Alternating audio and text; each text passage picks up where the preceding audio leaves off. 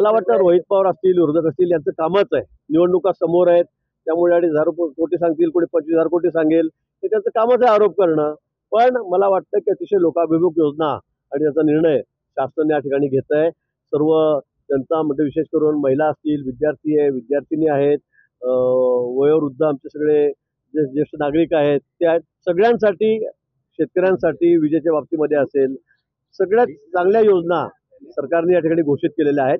आणि त्यामुळे साहजिक आहे विरोधकांना वाईट वाटतंय, त्यांच्या पोटामध्ये आता गोळा आलेला आहे निवडणुका समोर बघून, आणि त्यामुळे असे आरोप ते दररोज करतील. यात काही नवीन आहे असं मला वाटत नाही. अतिशय सुस्त पडून राहिलेत, कोणी लक्ष दिलं नाही, दिल्लीकडे सुद्धा कोणी विचारणा केली नाही, मातूरच्या ठिकाणी कुठेतरी कायदेतज्ञ नेमून दिलेत, आणि त्यामुळे देवेंद्रजींनी दिलेलं आरक्षण हे सुप्रीम कोर्टाने फेटाळलं.